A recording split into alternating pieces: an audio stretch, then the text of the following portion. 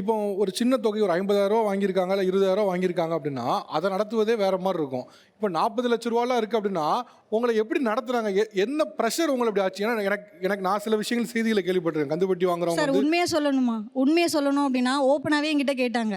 அவன் உன் புருஷன் தானே, உன் புருஷன் பட்ட கடந்துக்கு நீ என் கூட வந்துரு அப்படின்னாங்க. இப்படியே கேட்டாங்க சார், இப்படியே கேட்டாங்க. நீங்க எப்படி ஹேண்டில் பண்ணீங்க? நீங்க என்ன இது பண்ணீங்க? சார் உங்களுக்கு தேவை பணம். பணம் வேணும்னா நீ பணத்தை பற்றி பேசு. அதை விட்டுட்டு நான் வரணும், இல்லை என் புருஷன் வரணும், உன் புருஷனை அனுப்பிச்சி விடலாம் நீங்கள் கேட்காதீங்க. அதை மீறி உனக்கு பணம் வேணும்னா நீ ஸ்டேஷனில் போய் என்னை மேலே கம்ப்ளைண்ட் கொடு. நான் ஃபோர்ஜரி பண்ணிட்டேன், உங்ககிட்ட பேமெண்ட் வாங்கிட்டு என் புருஷன் ஏமாற்றிட்டாங்க அப்படின்னு சொல்லிட்டு நீ போய் கம்ப்ளைண்ட் கொடு. நான் அதை டீல் பண்ணிக்கிறேன். சார் எனக்கு எதுவுமே பயமே இல்லை சார். உங்களுக்கு ஆக்சுவலாக இப்படி ஒரு சம்பவம் நடந்தது தெரியுமா? நீங்கள் கந்து வெட்டி வாங்கின ஒருத்தவங்க உங்களுடைய மனைவியை ரொம்ப தப்பாக பேசியிருக்காங்க அப்படிங்கிற விஷயம் உங்களுக்கு தெரியுமா? எல்லாமே தெரியும். பட் என்னால் எதுவும் ஃபேஸ் பண்ண முடியல. ஏன்னா இந்த சம்பவம் நடக்கும்போது நீங்கள் எங்கே இருந்தீங்க? ஆக்சுவலி நான் ரொம்ப ஹெல்த் இஷ்யூவை வீட்டில் தான் இருந்தேன். என்னால் எதுவுமே பேச முடியல, ஃபைட் பண்ண முடியாது.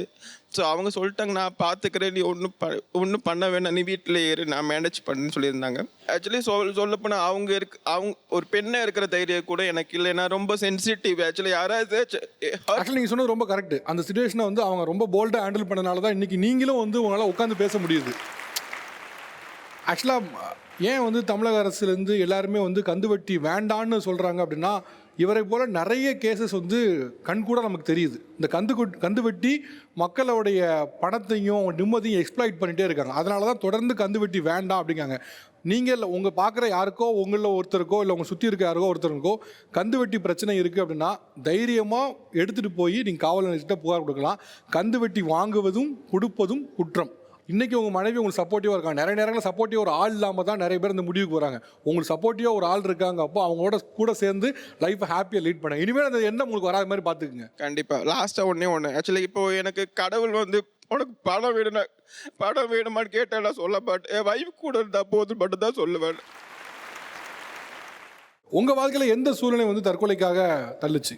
எல்லாத்துக்கும் இருக்கிற மாதிரி இந்த லவ் அப்படிங்கிறது எனக்கும் இருந்துச்சு.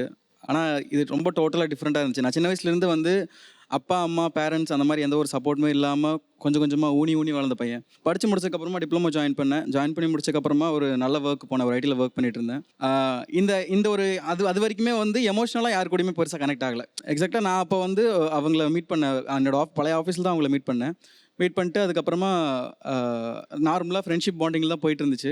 அதுக்கப்புறமா கொஞ்சம் கொஞ்சமாக அவங்க என்ன ரொம்ப கேர் பண்ண ஸ்டார்ட் பண்ணாங்க. ஸோ நான் காலையில் எழுந்துச்சதுலேருந்து நான் சாப்பிட்டதுலேருந்து நைட்டு தூங்குற வரைக்கும் அவங்களால என்னெல்லாம் கேர் பண்ண முடியுமோ அது எல்லாத்தையும் பண்ணிட்டு இருந்தாங்க. இதெல்லாம் எனக்கு ரொம்ப புதுசாக இருந்துச்சு. அப்படியே எனக்கு படிப்படியாக போயிட்டே இருக்குது. அந்த ரிலேஷன்ஷிப் ரொம்ப ஒரு அழகாக போயிட்டு இருக்கு. காலையில் நான் என்ன சாப்பிடணும் அப்படிங்கிறத அவங்க கேட்டு அதை சமைச்சு என்னோட ஆஃபீஸுக்கு கொண்டு எனக்கு ஊட்டி விட்டுட்டு அதுக்கப்புறமா திருப்பி அவங்க ஆஃபீஸ் போவாங்க. அந்த மாதிரி ரொம்ப அழகாக போயிட்டு இருந்துச்சு. ஒரு டைம் பீரியடுக்கு மேலே திடீர்னு ஒரு 1 வீக் சடனாக அவங்க என்கிட்ட சரியாக பேசுறது இல்லை. ரொம்ப ஒரு மாதிரி அதை ஸ்டாப் பண்ணுறாங்க. நான் இது ஏன் சொல்லி நான் என்னோட கொஸ்டின் ரைஸ் பண்ணிகிட்டே இருக்கேன். திருப்பி கேட்டுகிட்டே இருக்கேன். அதுக்கு ஒரு ப்ராப்பரான ரெஸ்பான்ஸ் இல்லவே இல்லை. நான் அவங்கள மீட் பண்ணி இதை சரி பண்ணலான்னு சொல்லிட்டு நான் அங்கே சரி பண்ண போகிறேன். அப்பயே அவங்க ப்ராப்பராக அதை ரெஸ்பாண்ட் பண்ணல. அது நடந்து கரெக்டாக ஒரு 2 நாள் கழிச்சு எனக்கு ஒரு கால் வருது. ஈவினிங் போல் எனக்கு கால் பண்ணுறாங்க. கால் பண்ணிவிட்டு இல்லை இது வேண்டாம், இது முடிச்சுக்கலாம், இது செட் ஆகாது நமக்கு அப்படின்னு. இல்லை எனக்கு புரியல, இது செட் ஆகாதுன்னு எனக்கு என்னன்னு தெரியல அப்படிங்கிறேன். இதோட முடிச்சுக்கலாம் அப்படின்னு.